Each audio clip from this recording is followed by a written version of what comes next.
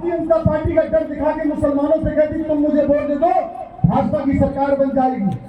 यही तो करते और क्या करते?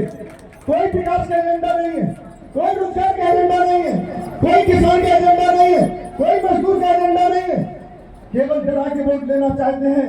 मैं कहना चाहता हूं भाजपा के लोगों कि आपको कहां पता है, आपके नेता ने कहा था, मोदी जी ने, कि 2 करोड़ लोगों को नौकरी देने का वादा किया था। आपके नेता ने वादा किया था भ्रष्टाचार मिटाने का, आपने वादा किया था अच्छे दिन लाने का, आपने वादा किया था 15 से 20 लाख रुपए देने का, आपने वादा किया था ईमानदारी से न खाऊंगा न खाने दूंगा वादा किया था, और आपने वादा किया था कि प्रधान मत समझना, मुझे चौकीदार समझना। यही तो वादा करा था। आज बताओ 2 करोड़ नौकरी किसको मिल गई? किसानों की आय कहां बढ़ गई? भ्रष्टाचार उससे बड़े पैमाने पे हो गया। इस देश के अंदर भ्रष्टाचार अगर सबसे बड़े पैमाने पे 3 चीजों पे है। एक सबसे बड़ा देश का भ्रष्टाचार नोटबंदी का भ्रष्टाचार था। दूसरा देश बोर्ड निकल कर आए जो सुप्रीम कोर्ट ने दखल दिया, उसके वजह से इनकी हालत पतली हो गई, जवाब नहीं दे पा रहे। जो कहते थे हम भ्रष्टाचारी नहीं है, अरे मैं तो ये कहता हूं, ये कहते थे कि मैं तो फकीर हूं, थैला लेके चला जाऊंगा। अरे भैया, फकीर को हमने थोड़ी देर बनाया था, हमने ये सोचा था हमें फकीर से दूर निकालोगे, तुम तो जनता को फकीर बना के जा रहे हो। इसलिए सोचने वाला विषय है। आज वो धरती है, ये बुंदेलखंड की धरती, कि हमें लोगों को मेहनत से मुशक्कत से काम करना है। अगर वाकई रिजल्ट आना, मुझे उम्मीद है, ये बुंदेलखंड है, ये झांसी लोकसभा, झांसी लोकसभा से वो लोग यहां से निकल के गए, पूरे देश के अंदर काम कर रहे पार्टी मूवमेंट में। मैं आपसे ये बात कहना चाहता हूं, आप लोग जिस तरीके से आप इतनी बड़ी तादाद में आए हैं, आप बता सकते हैं 2 दिन में कोई बड़े से बड़ा नेता, इतने बड़े से बड़ी पार्टी इतने लोगों को नहीं बुला सकती। लेकिन बहुजन समाज पार्टी के नेता बहन कुमारी मोदी जी अगर एक संदेश देती है तो एक एक कार्यकर्ता रोड पर उतरने के लिए मजबूर हो जाता है और दिल और दिमाग से अपने रोड पर पहुंच जाता है। तो मैं आप लोग जो आए हैं, अब मैं ये कहना चाहता हूं, आज की हालत जो है, आज भारतीय जनता पार्टी बहुत अच्छा मौका है।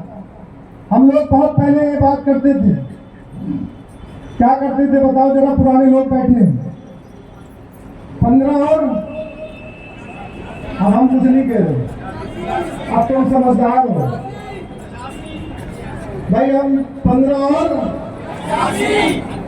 इस हालात में क्या आ गए? क्यों भाई बताओ जरा, इस हालात में क्या हुआ? तो अब वही काम कर लो फिर, अब वो फांसी को तो दूर से निकाल लो।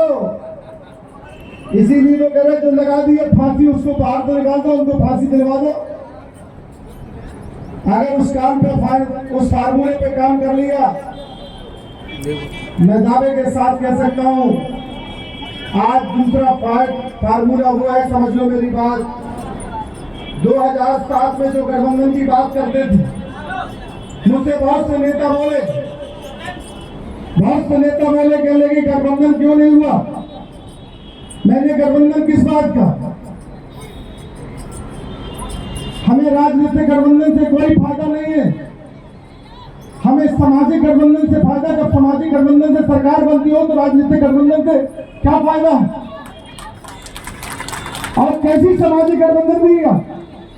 2007 का याद है आपको?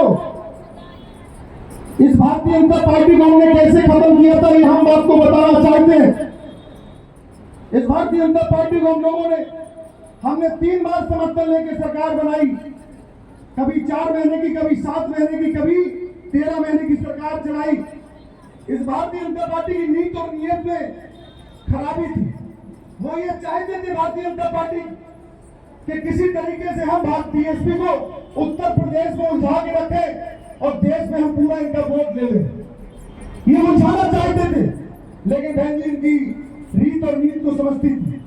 बहन कुमारी मायावती जब पहला गठबंधन हुआ 4 महीने में इस्तीफा दे दिया, दूसरा गठबंधन हुआ 7 महीने में इस्तीफा दे दिया, और तीसरा गठबंधन हुआ 2.5 साल के लिए तो 13 महीने में इस्तीफा दे दिया। ये इस्तीफे की जड़ क्या थी?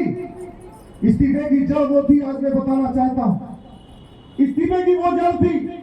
बहुजन समाज पार्टी के बड़े बड़े नेता आए और कहने लगे, बहन जी से बोले कि एक नेता बोला हम लंच करेंगे आपके साथ, एक बड़े नेता बोले हम डिनर करेंगे। बहन जी ने कही क्या मतलब है, एक नेता लंच की बात कर रहे हैं, एक नेता डिनर की बात कर रहे हैं, इसका मतलब कहीं ना कहीं इनका मकसद है। बहन जी ने कही भाई डिनर और लंच अलग अलग क्यों गया, चाहे लंच कर लीजिए चाहे डिनर, दोनों नेता ही एक साथ आ जाइए। जब दोनों नेता आ गए डिनर करने के बाद बहन जी ने पूछा कि किस लिए आपने मुझे याद किया, बताइए किस लिए आप लोग आए। कहने लगे हम ये चाहते हैं, आप देखना मेरी बात गौर से समझना मैं क्या कह रहा हूं। कहने लगे हम ये चाहते हैं कि आप उत्तर प्रदेश की हमेशा के लिए मुख्यमंत्री बनी रहो और हम देश के प्रधानमंत्री हम हमेशा के लिए बने रहे। बहन जी ने कहा कि हमारी और आपकी विचारधारा ही मिल सकती है तो चुनाव एक सेले चुनाव हम मिलजुल के लड़ ले। कहने लगे जब हमारी आपकी विचारधारा ही नहीं मिलती है तो चुनाव कैसे एक साथ लड़ सकते हैं। कहने लगे हम आपकी सरकार चला रहे। बहन जी ने कहा सियासत कर सकते हैं लेकिन विचारधारा से चुनाव होता, चुनाव साथ नहीं लड़ सकते हैं।